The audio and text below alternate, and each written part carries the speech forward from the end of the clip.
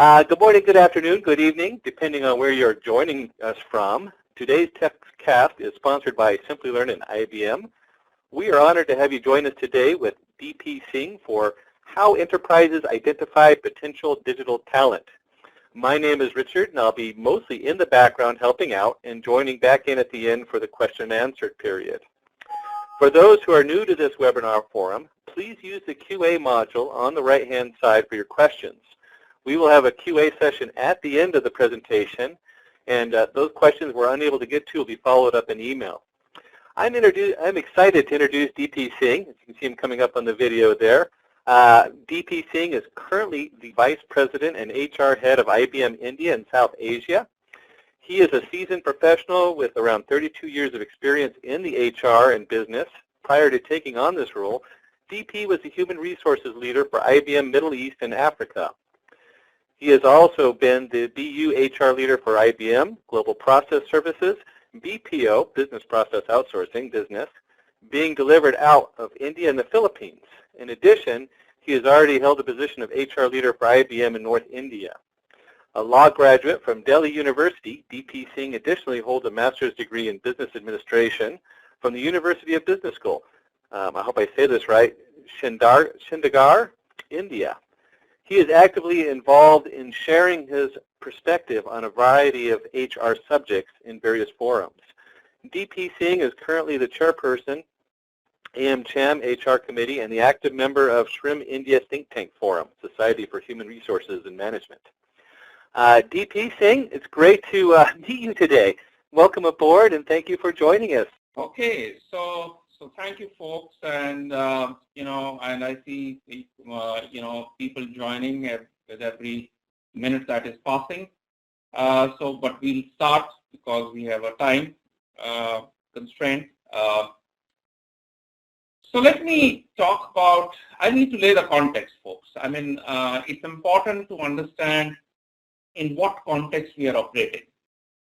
While all of you are reading every day in the newspapers, some of you are experiencing it if you're working, and some of you are listening if you are in colleges or universities or have listened to people or webinars in the past or on the television media. Yet I think I want to really give a context which is very, very important for us to understand, because to say what talent in digital era, I think it is important to understand what's happening around us. And folks, business is transforming. And transforming at a staggering pace. An exponential surge in change has been there, in change in the last few years. You can call it the effect of Moore's law when it comes to transformation. And those of you who are not familiar with Moore's law, I guess everybody would be, please look up into the Google and check out what it is. So to lay the context, we are into the next, what is called age, right? And this is the information age. This is the age where the raw material is information. In the previous ages, which is, for example, in the industrial age, it was iron that was the raw material, and in the agriculture age, it was land which was the raw material. So this is a big piece. And what is going to happen to us in the next 20 years is what in 1990s we saw internet do to us. And the next 20 years, what we will see, it is robotics, AI, big data. And they are going to impact and help create many, many companies across the globe. However, the competitiveness of economies across the globe or the organizations, etc., will really depend on their talent readiness, and we will talk about it. So what you see on the screen is just I would say, a picture to depict the change that has taken place.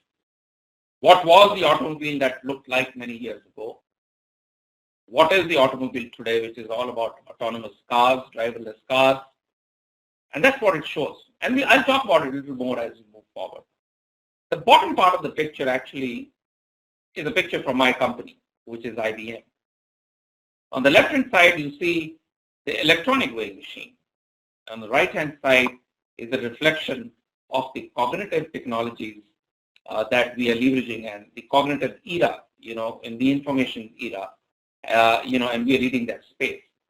So there's a big shift. You had automobiles earlier.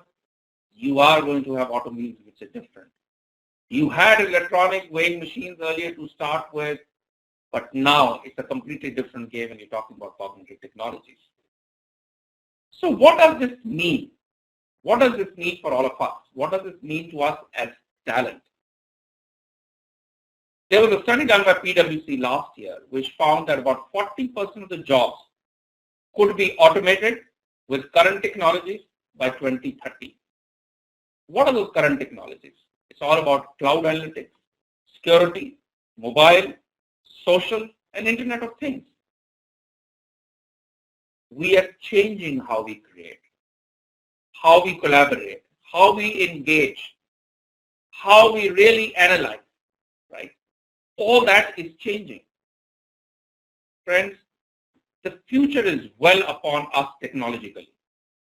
However, it will have a huge dependency on the capacity of absorption of that technology. And the biggest bottleneck is human beings, you and me. The biggest bottleneck could be the country and their societies, which is formed of who and me. It could well be the governments which don't create an ecosystem or an ecostructure to support such speed of deployment. And you may say that, well, it's fine if you're learning slow, it's okay. Well, it's not okay. It's not okay because other economies will move much faster. The countries where you have greater learning, countries where the ecosystem by the government and other societies is created to help this deployment. So jobs will go there. So you and me have a responsibility, the responsibility of retraining ourselves, the responsibility of learning what will really work in this new era. By the way, the NASSCOM study last year indicated that from 10% investment in digital technologies, by 2025, the companies will be investing 60% into the digital technologies. A big shift is going to happen, so it's on your way. They also said about 260 million jobs will be replaced or augmented by technology, and a massive reskilling will be needed, a massive reskilling of 4 to 5 million people currently employed. Actually, the latest figure I was reading somewhere was maybe as big as 9 million. So what does this all mean? What is happening around us? What's happening to the companies? The enterprise for the future is going to be hungry for change. They will have to look at innovative ways which goes of offering their services which goes beyond customer imagination. Folks, there's almost everything that is available that you want, but there is always a market that is to be created, and these companies will create those markets. These companies will become globally integrated because technology will enable that to happen. They will be disruptive by nature, not because they are disruptive in other forms, because they're using technology in a disruptive way which will generate a different kind of business. And of course, they will be genuine, not just generous. So on the right-hand side of this chart, you see the kind of things, the kind of investments that are going to happen, new business models that are likely to come up, and this is based on Institute of Business Value Studies that IBM does. There's a huge, huge transformation that is taking place. And it is going to be all about automation. It is going to be about robotics. It is going to be about AI. It's going to be about leveraging big data. And by the way, automation is nothing new. And we have seen bank teller jobs, airline ticketing, or travel agents all literally going away. But now with robotics, it's going to impact many more roles, and so in the service sector. So those of you who are in service sector or planning to be in service sector, you need to know about it. We need to understand a little bit about automation because, I'm going to take you to what skills are needed, etc., but we really need to understand about automation. And this is not just about reduction in labor costs. it could lead to more improved reliability, raise the quality, better safety, many other gains. And if it is based on machine learning, which techniques, then it leads to deeper learning and improvement in the process of that platform becoming so compelling because it keeps learning and allows you to sort of develop more. The algorithms keep developing more data and continue to become more intelligent. And then that big data is being used to provide certain insights, and those insights are leading to new businesses, right? So the new world is going to have data being leveraged in this information age. But folks, don't get unduly worried because, industries will find a way to use its talent, right? For example, the Associated Press, where all the bots were deployed for content writing and for auditing, editing, etc., they put their people into looking at financial reports, right? In fact, all these technologies are going to help the human performance. But yet, there will be challenges that all of us have to face. You will have to reskill yourself. Siemens, for example, doesn't employ people on the floor. They employ people who monitor operations and programs of the machinery, to program the machine. A different skill set is needed. Uber, as an example, in the world before Uber, every 25 to 30 drivers would have one manager on top of it. But now, 1,000 Uber drivers need one manager. So there will be impact, which is going to happen. And with the driverless cars coming up, I do not know what's going to happen to the drivers, in the next 5-10 years. But folks, let me tell you, driverless car doesn't mean only driver jobs going away. But I think it's all about design thinking. Where should the airbags be? Where should the passenger be sitting, right? What should be the seating configurations? What should be the different controls that need to be there? And so on and so forth. Automation is going to lead to new workflows, new way of engaging, and this will require something new from talent, right?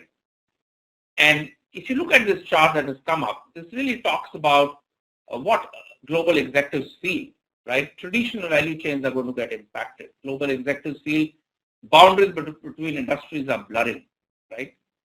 Global CEOs rate that the importance of the ecosystem is very high.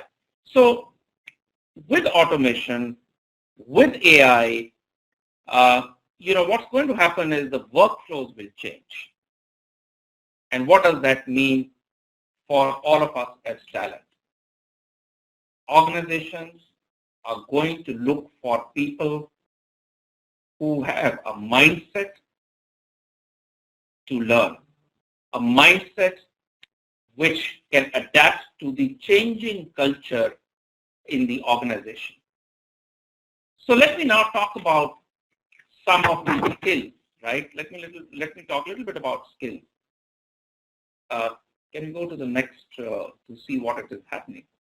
So in this world which is transforming, the organizations are going to look for, will be focused on skills, will be leveraging cognitive technologies, which is the AI, if you can call it, will be focused on social platforms, will start looking at how to leverage, in an agile way in how they recruit or bring talent in. The HR in those companies are going to really look at, in a very different way, how things happen. They're going to look at analytics, right? They're going to look at what kind of people succeed with them, from what backgrounds people succeed, right? They're going to talk about whether the new employees are able to leverage digital learning, right? They're also going to talk about a good experience that they would like to give. But friends, the velocity of change is massive, right? And we will have to keep pace with it. So skill is going to become the new currency. There will be abundant availability of low and medium skill, but there will be other skills which will be in short supply. And therefore, it's important to understand what industry is going to look forward to and then equip ourselves to that. So let me share with you now the new collar skills for the new collar jobs that are going to happen, right? There is going to be a requirement for people to do problem solving. They will have to have a mindset which is design mindset. So if you're going to get cars which are driverless, then you need to see how the whole car is to be redesigned, right? Because if a car needed 10,000 moving parts, it may need very few now. You need to have a aptitude and skill to make sense out of information and data that comes your way. You will have to use creative thinking.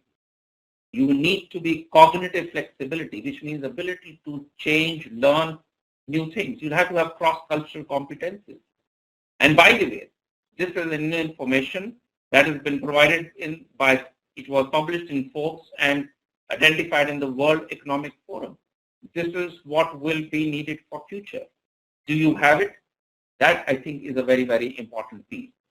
But there are a few things that will remain constant always, and that is ethics and your being able to work within the legal frameworks. It will be your integrity, the core values for what you stand for, whether they are in sync with the new organizations that are underway.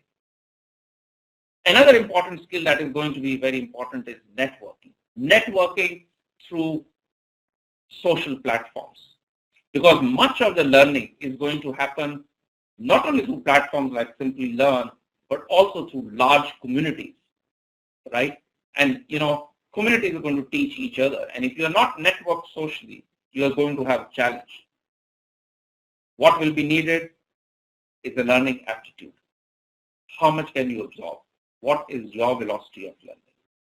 These are the things in the digital era that the organizations will look for in the talent coming their way. And they will find ways and means of assessing this using various tools that are there. And we'll talk a little bit more about it, as we move forward. But let me take you to another chart. And this is an outcome of a study that IBM did. And then it says there already exists a skill gap. Students are unprepared to succeed in today's workforce. Why students? I think some experienced people also need to really upskill themselves. One thing, of course, every leader is saying, and that is the 71% of the students actually have no sufficient practical experience. So folks, going forward, in the years to come, the selection is not going to be based on what you tell. The selection would also be based on what you show, right? So therefore, you will find, at least in the technology space, hackathons coming in a big way. And in many other ways on how you can show your knowledge and your skills. So what does this chart say? Most important requirement for success in the workforce is going to be ability to analyze problems and draw out possible solutions. So you will be provided opportunities, a problem statement, and you will be required to look at how you analyze that problem and how do you really come up with solutions, because this is really what is needed in the workplace. If you move to the second bullet, it talks about ability to collaborate effectively and work in teams. In this world of today, it is not about personal excellence. It is about collective intelligence. It is about ability to work with different sets of people who come together to solve a problem and perhaps go back into their various functions. And the next time you're working in the next team, right? Or, for example, collaboration of working with machines, right? And that's also something which is going to be required in the next 10 years to come. The third piece that comes up here is ability to communicate effectively in business context. It is not just about talking. effectively in English communication. That is important. But it is talking in a way that it makes business sense, or communicating in a way that makes business sense, or messaging in a way that makes business sense. So it's going to be communication in the business context. And finally, it is willingness to be flexible, agile, and adaptable to change. Remember the previous chart, right? The previous chart talked about the cross-cultural complexity and cognitive flexibility. So the cognitive flexibility is about willingness to be flexible, agile, and adaptable to change. So this is going to be another very, very important piece, that will be looked at by the new age companies when they're recruiting talent. So, what does this mean? It means that the organizations are going to go, as industries converge, as technologies and industries converge, organizations are going to look at the talent market in a very different way. They may not go in for just because you have those hard skills, but they will look at people who have those skills, the learning aptitude, the problem solving, the business context, the agility. So people will try to capture new fish from new ponds. So it may not be the same set of people coming in for employment. And once they are in, they will have to assimilate. When a fish is taken from one pond and put into another, some fish survive, some fish die. Depends on the quality of fish as well as the pond's enabling environment which is there. And then, of course, the companies will always be mindful of the fact that there are people out to poach talent because the new skills are, again, small. We need many, many more thousands and millions of people acquiring new skills, the skills that I mentioned, right? There is another part of the skills which is there. When you talk about hard skills, it's about data science. It's about in the area of security, robotics, IoT, AI, Hadoop, user experience design. And when you talk about domains which are really going to grow, it's going to be the payments domain, the information specialist, supply chain, business analysts, healthcare specialists, finance, economists, right? A different set of people. And when you look at about the social area, you will need people with strong communication skills, people who are good in social learning, content developers, content strategists, digital marketing, community managers, collaboration. All this will be very, very important that will be needed. And as this is happening, completely new set of industries will also shape up in the next few years to come. And this is going to be the industry in the area of robotics, advanced life sciences, codification of money, cybersecurity we talked about, and big data, right? Folks, remember, with advances in data analytics and machine learning, the robots are being programmed to do intelligent work. They will step into the service industry in a big way. The venture capital funding in robotics is on a steep increase. And that really tells you what is coming your way. So let me move on to the next chart. And this one, I don't want to go through the whole piece. I want you to focus on largely on the right-hand side, right, which is about, the skill is going to become a new currency and the organization design will change. How people get rewarded, how salaries get fixed, all is going to change. We talked about skills already. This is reference to focus on skill when we talk about this is going to be skills which are going to be required. So there will be skills which are called growth area skills. There are declining skills. And there are skills which will be on the stable level, right? Stable level skills, right? Which will sustain skills. Your compensations and everything are going to be based on that. Performance management systems are going to become different. There's no one rating going to come. How do you really work in a team? How do you collaborate? How do you learn? How do you change? A lot of other pieces are going to be looked at when there is a performance management that's going to happen. right? And there will be a lot of interactive workspaces, which is there, where a collective intelligence is coming into full play. But while all this is happening, right, the organizations will be also fairly focused on improving the employee experience, improving the experience of a candidate who's coming in. And the organizations themselves will have to have a growth mindset. The managers will need to have a growth mindset.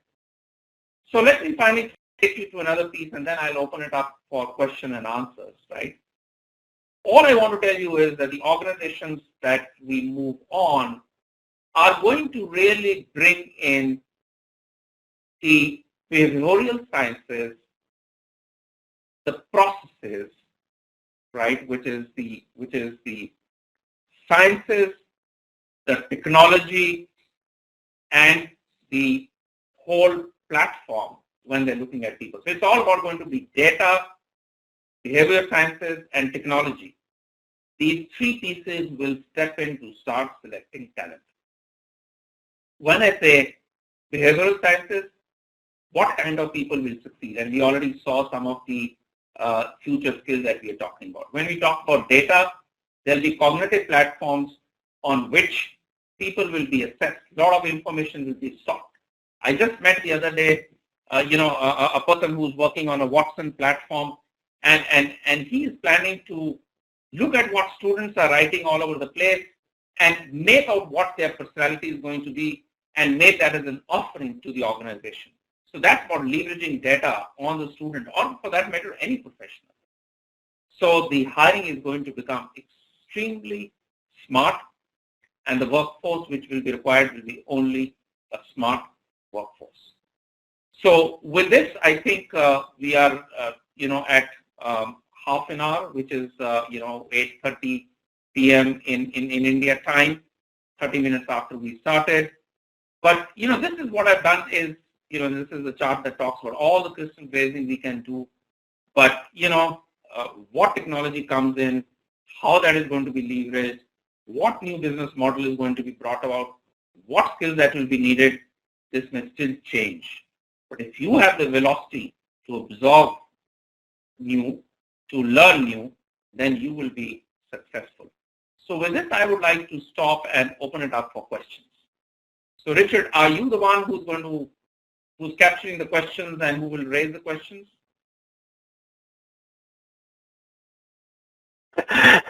Yes, I am. Apologize. I had to go find my unmute button. And again, thank you for being here. I'm excited to be here too, just for my own, not just for doing the moderation in the back.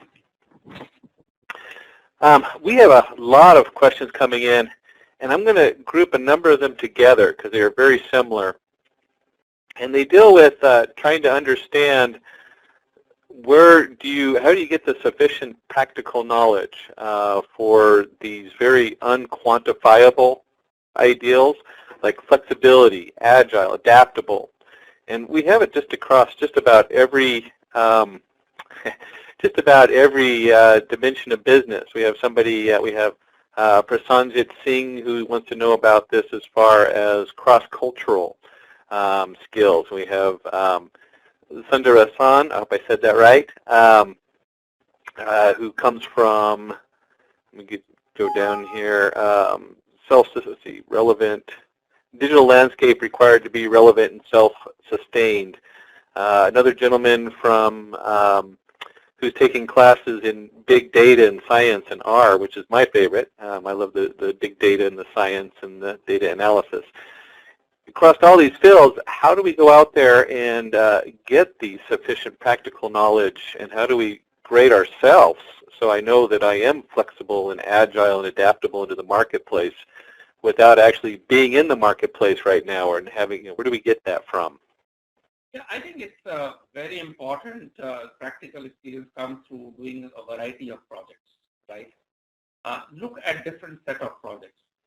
At least I can talk about, my organization. We have just, initiated what is called a, global remote mentoring, right? So it's from a distance mentoring, where we put projects and people can go onto that platform and then try to do the projects that are being mentored, and they get mentored by an IBMer, right? And I'm sure other organizations are also trying to do that. So go ahead, search for it, and there is a great opportunity that you will find some projects, do a variety of projects. That's an important piece. And I think when we talk about flexibility, try to get out of your comfort zone and look at a new subject to learn. And this is how you develop your mind, right? Which is there. Look for more experiences of different kinds, right? Take a different set of experiences, right? Go ahead, and if you are an engineer, why don't you take up an audit, if that's what they call it, some special classes, maybe in finance. And I think industry has to really work with the academia to provide these opportunities to students within their universities and colleges, where they can sit through different sessions, right, by paying additional small fees so that they get various experiences. I mean, that's the way I would say you have to get it. And the other is open your mind, read, right? You can't be with a closed mind and say, can somebody please come and make me flexible, make me more agile. No. You have to challenge yourself to do few things, right?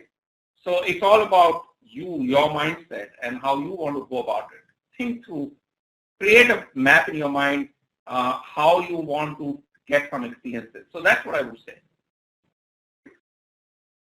And in the organizations, we provide those experiences to people, right? I have found, actually, surprisingly, there are many people who, do not, or at least in the past, I would say it's changing, would not move from one project to another because they had to relearn. So they were comfortable in their one area, right? Or they don't want to move into a different technology because, no, this is what I did and this is what I will continue to do. And some of them would run into a problem because the technology may not exist going forward. So I think be open, be flexible to learn, read more, got into online programs, because it's a continuous thing. Folks, let me give you an example. If I was to ask you a question, how much do you spend on your eating? I don't think you will be able to answer that question. How much in a day do you spend on your eating? Because you really don't keep tab on that, right? Similarly, learning is like that. You have to keep investing in yourself. You eat to survive. In the new world, you have to learn to survive, right? So I think that's very important. So that's my message to you on this one question. I've spoken a little long, but that's what I would convey.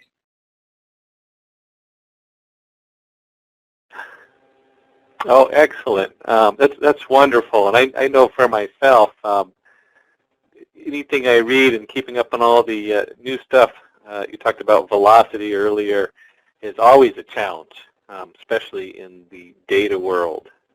I say especially in the data world, but I think it's true of just about any of the businesses out there. There's quite a velocity of change going on.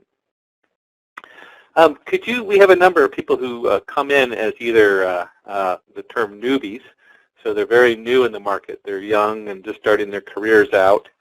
Or we have people who've started down one path and they realize it's really not what they want and they want to take a quick turn and try something completely different. What would you suggest to these people who are new into the workforce? I know we have a number of people who have asked specifically about digital marketing and also about data analytics in the group. There's about 4 or 5 that I've seen in there. But just in general, and maybe even some specifics on those those 2 careers. So you're saying, what about digital marketing, and the other one you said was data? Big data. And specifically for people new or who are taking a very drastic career change and stopping what they're doing now.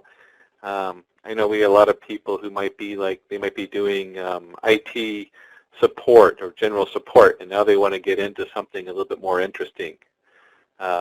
Or they're just completely new to the workforce. They have no idea what they're going to jump into. I mean, it's pretty, I know dealing with my own kids, they're pretty wild trying to figure out what they're going to do with their lives. I would say that's a very positive thing. They don't come with any baggage, right? So that's the first thing, which is, which is very good as I would look at it. It's a blue sky. It's a absolutely blank canvas, so they can paint it as they want it, right? But when we talk about digital marketing, let me tell you that I'm not an expert on every area, but when we talk about digital marketing, this is also about how you are leveraging data, right, with the help of technologies to provide insights to your, let us call it, to your client, right, and also how you reach out to the potential consumer by understanding where does the consumer go and how does the consumer absorb information, right? So digital marketing is not about just creativity. So it is about, understanding how data flows, how people learn or where do they spend their time. So I think be ready. If you think it's just about putting your creativity into place, yeah, creativity definitely in every area is needed. But this is what digital marketing would require you. And if you are a big data person, I think you are in a very, very sweet spot because you will be needed anyway, going forward in the future, right? Because that could, you could leverage that. It can be used in many areas, right? If it's big data being used for machine learning or big data being converted into insights, which is then, if it's on a cognitive platform, then you have a completely different game plan. So I think you have enough and more opportunities for these set of professions, but these are all growth areas. They don't have to worry, and I'm sure they will get a mentor wherever they go. Otherwise, they should look for a mentor outside, somebody who's in this area, working in any company, spend time with them, ask questions, and that's how they will learn.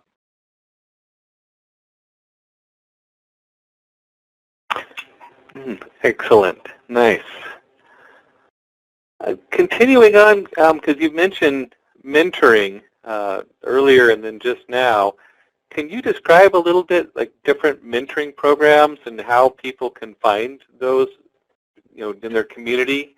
Obviously, it's going to be very different from whatever community you're in, but there's, the company life where you have mentoring, and then there's large organizations, because I notice you're part of some of those organizations. And then there's like just personal community. Could you speak a little bit on the mentoring programs and what those look like? Yeah, I think organizations definitely have mentoring programs inside, right? But I think some very forward-looking organizations, are really, also, for example, have platforms where people can get into onto those platforms and they can get mentored. By the way, there are many hubs for depending on where you are. I think there is one thing which is called a GitHub, which is there. You can get onto this. We have developer works where the developers get onto it and they get, whether they're student or outsiders, and they get on to use the IBM technologies and they are enabled and they are mentors there. So, and I'm sure others have it as well. I think there are a lot of opportunities available when you start looking for it. They will flow your way. I mean, I can just offhand remember these which I am sharing. But if you go online, you will find many communities, and within those communities, there can be a lot of mentoring that happens.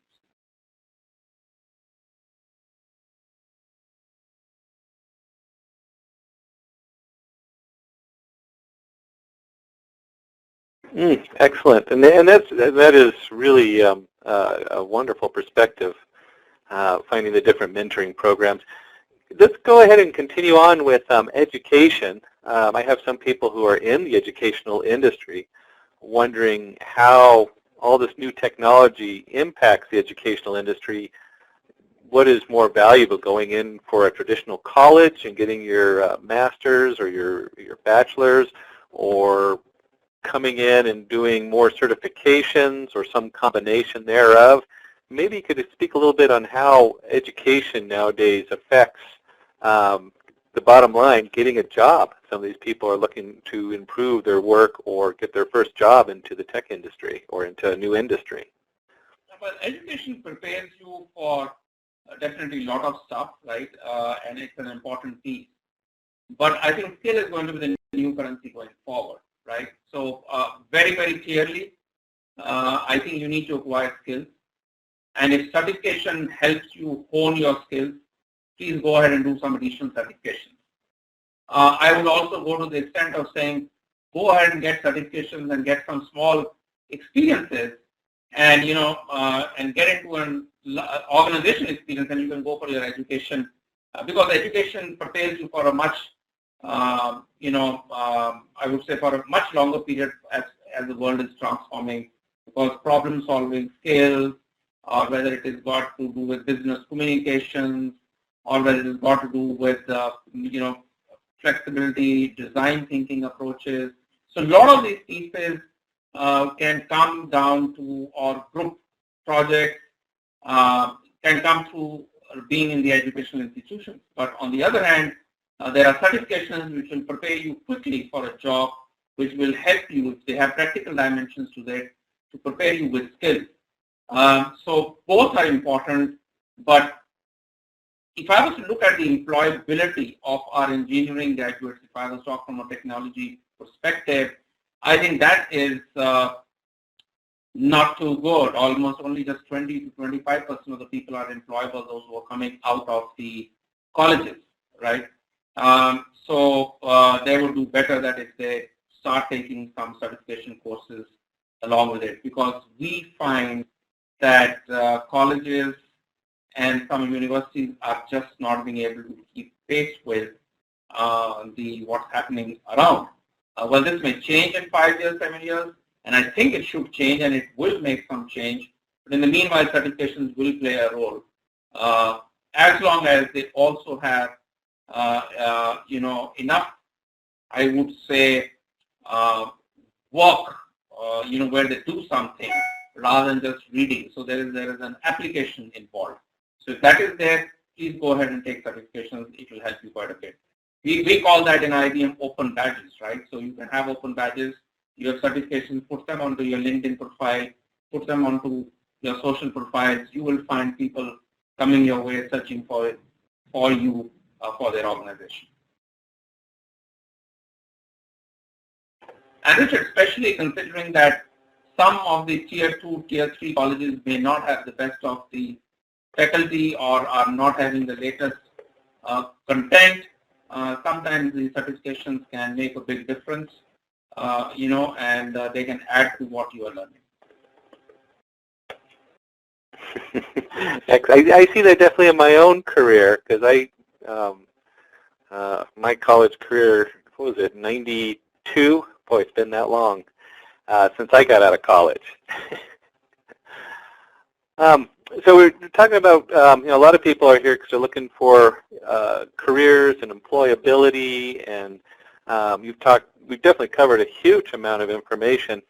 Just a quick note from the Simplilearn side, we do record these sessions so that at the end of the session, if you didn't get your question answered, they will try to answer them via email, and also you can request a copy or a link to the session recording so you can go back and review it later, because there's a lot of information we do cover in these sessions. Maybe you can adjust a little bit on the company level and middle management. We have a question that came in. What are the recommended skills in digital landscape required to be relevant and self-sustained? And then there was a note, of course, they added an example of AI, automation, blockchain, cloud, big data. Is there any one of those that stands out, or how do we navigate these new technologies coming up? All of them are growth areas, right? So if that is the question that you have, yes, they're all growth areas. I don't understand the word, how do we navigate out of it? You need to decide, the career that you need to get into it. So where is blockchain being used, right? Blockchain is being used in logistics, it's being used in the financial sector, into the the retail business that you get used. So various areas. If you decide to move into any of those areas, then you need to look at those technologies as well. But I thought you said something like a manager or something. What did you say? Middle manager? What you said something on that? Oh, that was very specific to the individual. I guess he's in middle management, or she. I think it was a he. They're in the middle of management, so there's always that fear of being downsized. I certainly have gone through that in my career. You know, when's the next layoffs? When are things going to happen? When are things going to change? How do I keep myself up in the company so that I keep my job? I know you talked a little bit about being entrenched, and certainly that's one of the dangers of, this is what I can do. That's all I can do. I'm not going to learn something new. But maybe you can talk a little bit more, expand on that, how they can keep themselves motivated to address the massive change. Okay, so you made a passing reference, and now there's lots of questions around it. So let me start with where you finished. How do I keep myself motivated, right? Do I need a motivation to eat, right? That's just a pet thing I picked up, right? Maybe it's hunger. It comes from within. You don't need somebody to come and tell you need to eat. If you throw somebody in sea, will he or she try to survive, or will he or she say, forget it, I'm in the sea, now let me just go down, right? I think what I'm trying to convey is, we will have to take actions and activities. We just can't stay where we are. We can't wait for somebody else to come and motivate us, right? It's about intrinsic motivation, the survival instinct. And believe me, and you said so, I think some of the jobs will be under threat. Now, if they are going to be under threat, you need to find out where is the growth area. You need to talk to people to say, what is the growth area? Fine, I don't want to be a manager, right? But I want to acquire a skill. It's in the digital marketing, or whether it's in the healthcare, or whether it's a business analyst, or you want to be an economist. So in any area, you want to change your career from being a manager into being an individual contributor with new skills. And with your management experience that you have, when you acquire new skills, possibly you are going to get into a new area, and tomorrow you'll get opportunities to be a manager there. So folks, get out of your comfort zone, right? I think that is the key piece. Do not look for external motivation, right? It has to be intrinsic. It is survival, right? And those of you who have, read the book that iceberg is melting, I mean, that's exactly what it is. You have those penguins. There's one penguin who continues to tell everybody that iceberg is melting, but they don't get it. It's only when they start getting melting and they don't get fish do they start running around for it, right? I don't remember. I read this book many years ago, or 5-6 years ago. So, or maybe more than that. So, folks, you don't need motivation. It has to be intrinsic. You don't need to be in your comfort zone. You don't need to be a manager. You can acquire new skills and be an individual contributor. That's what I would have to say. Or as a manager, acquire newer skills so that you can be manager in new areas. So that's what you need to do.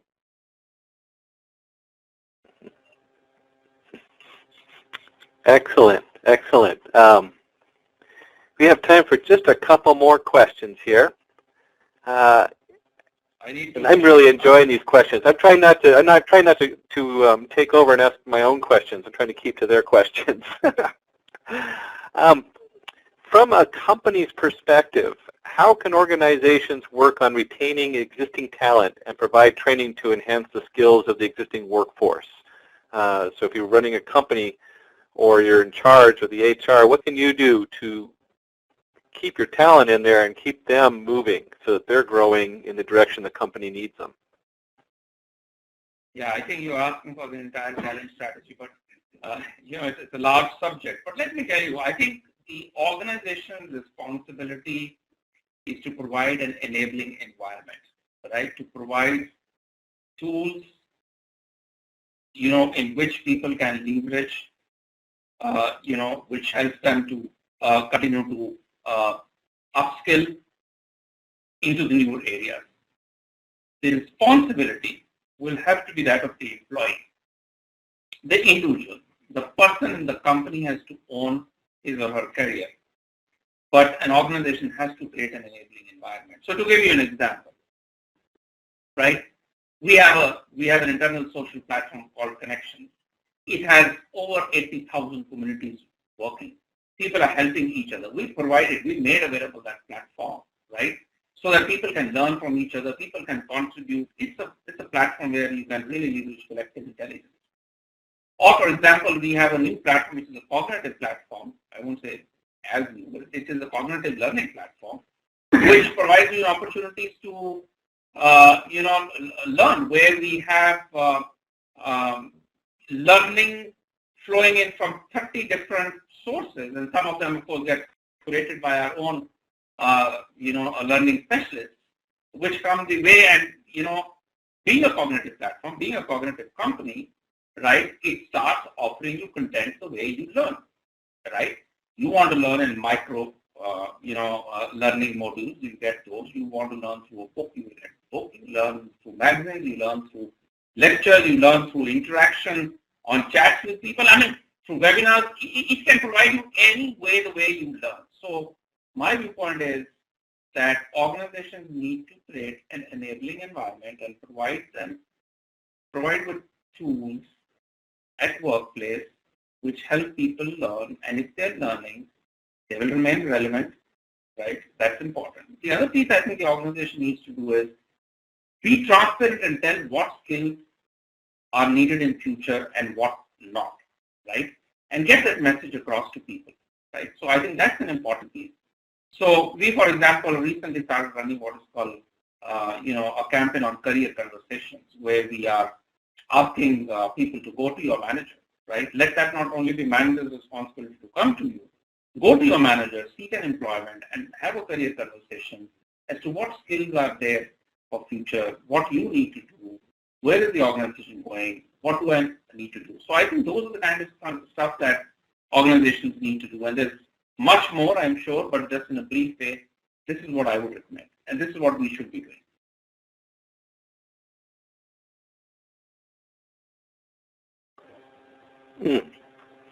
Excellent. I have a question from Pratishi. I hope I said that correctly. And I'm going to add a little bit to it. The question that they asked is, we are told that we need to get specific country experience. We have to start from scratch. Why is that? I've noticed that you've definitely, worked with Africa, India, Asia. You've been all over the place. Can you talk a little bit about the experience that transfers from one country to another when you're doing your work, and as both from your side and from the employee side, who have to migrate from country to country and deal with different cultures and different communication, and maybe even specifically what do you have to bring from scratch when you go to a new country, and what can you carry over in your knowledge? Okay, it's a very interesting question, a very good question. So first, at the outset, let me tell you that country-to-country movements are becoming very, very challenging right now. Right, every country wants to control the immigration, right?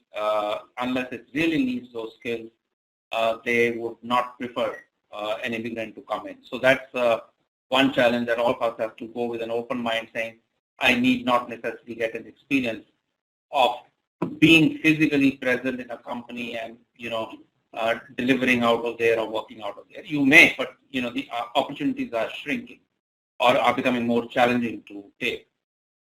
But there are many other ways in which you get down to learn the cultures. So for example, we have a very strong platform.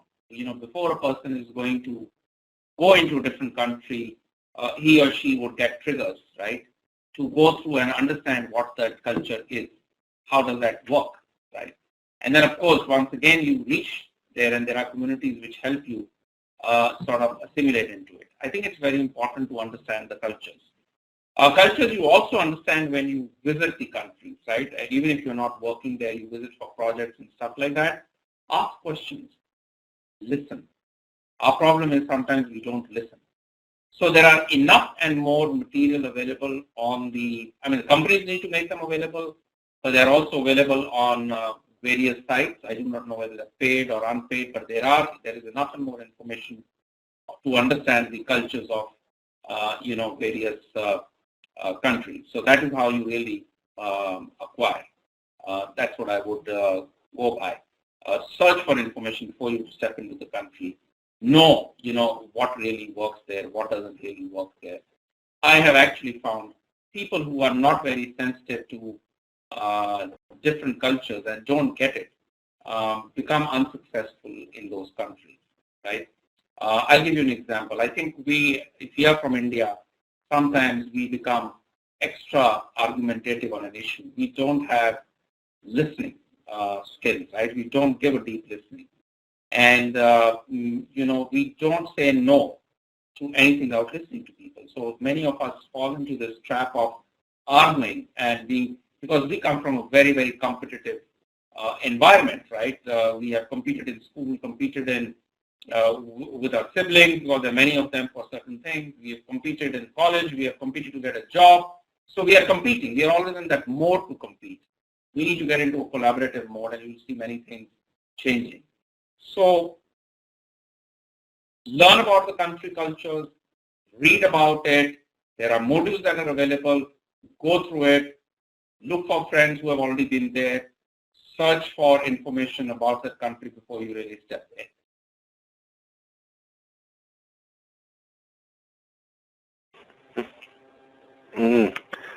Excellent. Argumentative, that's and listening skills. Some of the best advice I was ever given. That does draw us towards the end of the session. We're not going to really have any time to answer any more questions today. We will be answering questions via email. If we missed your question, we'll try to get to all those. Again, you can request a copy of the link for the session recording. I don't know if they automatically send it out on this one, but I do know if you don't see it, you can go under our support at simplilearn.com and just mention the name of the webinar in the TechCast and let them know that you want a copy of that so that you can have that for your viewing. Again, special thanks, DP Singh, for joining us today. I really enjoyed it. And I'll wish you a wonderful day as we close out. I don't know if you have any last-minute closing words before we say goodbye to our audience. No, thank you, Richard. Thank you to Simplilearn for providing this opportunity. I wish I could see you as well, but which I cannot, so you're not on camera. But thank you. This was a good set of questions. Every question helps me reflect and think back and see if I have to learn something new to be able to attend to those questions that come my way. So thank you for that opportunity, and I really appreciate it. Bye-bye. Thank you. And happy learning, everybody. I look forward to seeing people in our classrooms who are in there, and we will see you in our next TechCast or webinar. Thank you very much. Bye.